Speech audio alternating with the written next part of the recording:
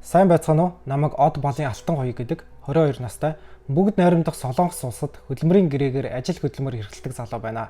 Солонгос улсад хөдөлмөрийн гэрээгээр 3-5 жил ажиллагаар явахын тулд яах ёстой вэ?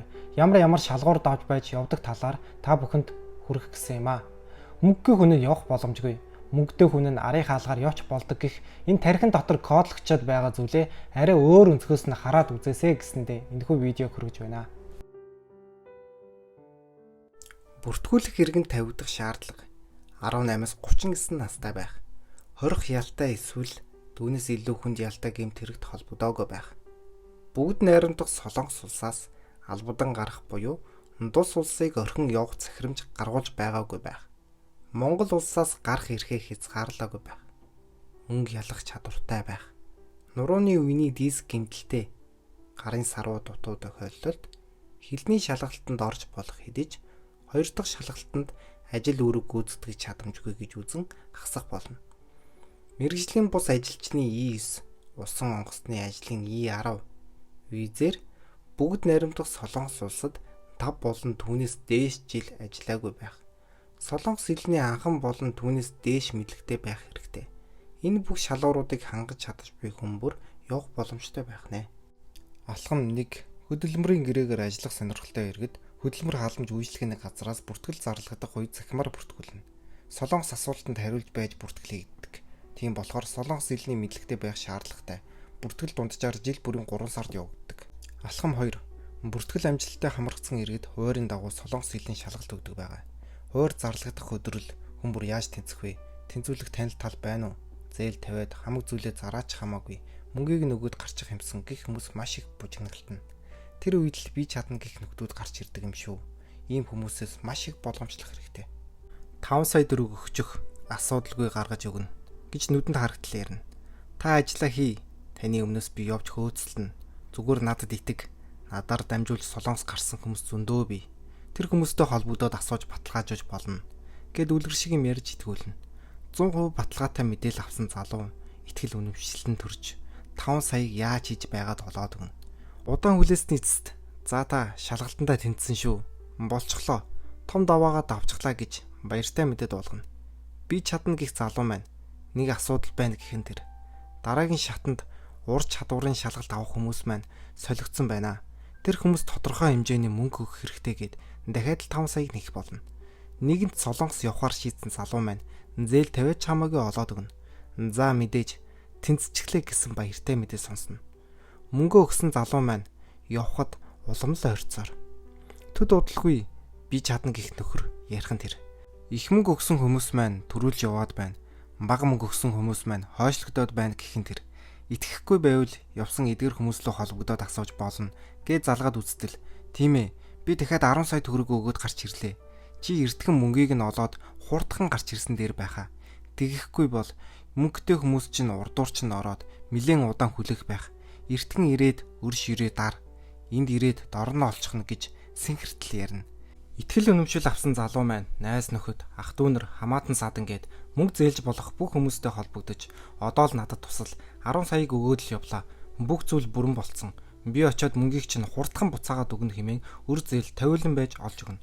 Иннээс цааш мөнгө олж өгч чадахгүйг мэдсэн манай би чадна гэх залуу маань өөр арга сэдсээрл цаг хугацаа өнгөрсөөрл мөнгө өгсөн залуу маань удахгүй явна гэж төсөөлсөөрл мөнгө зээлүүлсэн хүмүүс маань бухимцаарл залуу маань өөрөө баг хүмүүсээс мөнгө залилсан хэрэгт орчих гээл гурвалжин дөрвөлжин зүйл болох нь тэр дэвчээр нь алдагдсан залуу маань нэг л худлаа болж бүг мэдэрч өөрөө ч өрөнд баригдана зээлнээс зээлний хооронд дарамтанд орох нь тэр залуу болох шийдвэр гаргаж өгсөн мөнгөө авъя гэж хэлтэл явхад 90% дээрээ ирсэн байхад одоо буцна гэсэн зүйл байхгүй. Энэ мөнгийг зөвхөн би аваагүй. Олон хүмүүсийн гар дамжин байж энэ хүртэл ирсэн. Одоо удахгүй гэж тайлбарлана. Дахиад л хүлээн. Энэ мэтчлэн хэдэн сар жил заварч явахыг хэн ч мэдэхгүй. Зовсны эцэст виз чинь гарлаа. Та маргааш явна шүү гэж хэлэн хуурамч виз фотошоптож харуулна. Хүний нэрний оронд оруулсан болохоор цуг явж байгаа хүмүүстэйгээ битгий юм яриарай. Маргааш 2 цагт нисэн өглөө 9 цагт онгоцны буудлын дээр уулзъя. Би бүх бичиг баримтыг чинь аваад очино. Бүх зүйл төлөвлөгөөний дагуу байгаа. Бла бла бла. Нисэх онгоцны буудлын дээр очисон хэдэн зуун байдаг гэж бодож байна. Миний мэдхийн 18 хүнийг би мэднэ. Эдгээр хүмүүс бүгд л өөрөдөлж өрөнд орсон. Өөр ингэж хохирсон олон зуун байх ч байж байна. Энэ зөвхөн нэг хүний стори шүү. Тиймээс танд хоёрхан сонголт бий. Нэгт Солонгос хилээ 2 болон 3 сар тууштай бэлдээд ном ёсоор нь явах. Хоёрт хүнд 20-30 саяар нь өгөөд азаа үзэх. Та гарч магадгүй. Ямар нэгэн том даргын хамаатан саадан биш л бол. Гэхдээ авилгал аваад сурчсан өмнөхөн өрнүүд байхыг үүсэхгүй шүү дээ. 2016 онд намайг 16 настай байхад бүгд найрамдах Солонгос улс руу 3 сараар явуулж өгье гэсэн хүнд 2 жил ажил хийж цуглуулж байсан 2 сая төгрөгөө лөөрдүүлж байсан юм шүү. Тэр хүн бас л нүдэнд харагдтал ярьдаг хүн байсан. Сүүлд нь хийсэн гэрээгээ унштал хамгийн хойно нь жижигээр урилга ирсэн ч виз гарахгүй бол нөхөн төлбөр буцааж өгөхгүй хэмээн бичсэн байсан. Тэр урилгыг одоо бодохны хурамч зүйл байсан. Бүх зүйл хурамч байсан. Тэр үеэс ном ёсоор нь явах хэрэгтэй гэж бодож 18 нас хүрэхээ хүлээсээр би чадна гэх сургалтын төвүүдэд ажлын хажуугаар сурах нь маш хүнд байв. Би юу ч сураагүй. Тэрхүү сургалтын ангидаа 40-50 хүүхэдтэй 50,000 төгрөгийн үнэтэй ашигаа ботсон чанаргүй сургалт үсгээ үдсээр байгаль дууснаа. Тэр үед нарийн гарц гих жаахан үнэтэй боловч маш сайн сургалтын төв байж таарав. Чанаргүй сургалтанд үсгнээс цаашлаагүй би сурахаар шийдэв.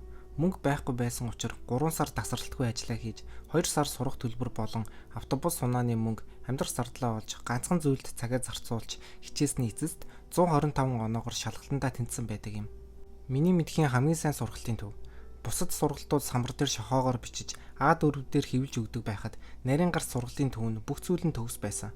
Хүн бүртээ тулж ажиллаж хичээл дуусаад хүртэл даалгавраа хийх анги хүртэл байв. Тэнд агсан төвчний хүүхдүүд нь хүртэл нэгэндээ зааж зөвлөдөг. Багш нар нь хүртэл цаг заваараа орж ирж тусалдаг. Номон дээр шууд хичээлээ хийж ойлгохгүй зүйл байвал QR код уншуулан нэмэлт мэдээлэл авч QR код уншуулан өдөртөө шалгалтаа өгч хүн сурахад юу хэрэгтэй байдаг тэр бүх зүйлээр хангасан үйлдлийн системтэй байв. Одоо бол бүр гоё болсон байх. Нарийн гарт сургалтын төв болон очир баяр багштай баярлаа. Дараагийн шат бол ур чадварын шалгалт. Би төгс гэлба сургалтын төвд суралцсан. Энд бэлдсэн зүйлүүд маань бүгд шалгалтын дээр орж ирсэн. Олон удаа бэлдсэн болохоор шалгалт маань ч амархан байсан. Өндөр онооч авсан. Ярилцлагандаа ч асуудалгүй ороод тэнцээд гараад ирсэн шүү. Анхааруулга. Ном ёсороо явж байгаа үед хинч урд хойно оруулж явуулна гэсэн зүйл байхгүйг анхаараарай. Алхам 4. Эрүүл мэндийн үзлэг шинжилгээнд хамрагдах.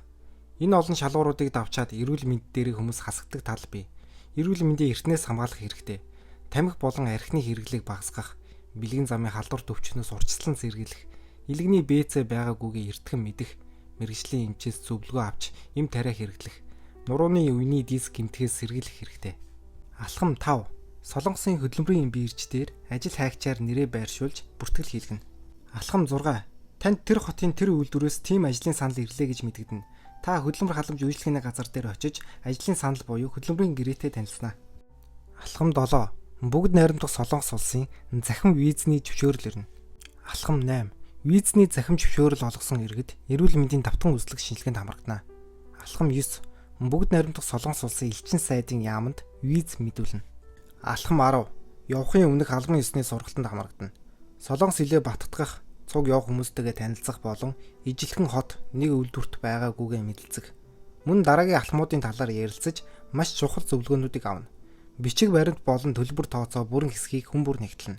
Хэрв багийн нэг хүн дутуу сургалтанд суугаагүй өөрийн зүйлийг давхар хинаагүй байвал бүх хүмүүс хойшлогдно. Нэг өдөр, нэг цагт нэг хамт олон болж хилээр нэвтрэх учир нэг ч хүн хариуцлага алдаж болохгүй. Алхам 11. Бүгд найрамдах Солонгос улсад хөдөлмөрийн гэрээгээр ажиллахаар явах. Алхам 12. Бүгд найрамдах Солонгос улсын хилээр нэвтрэнэ.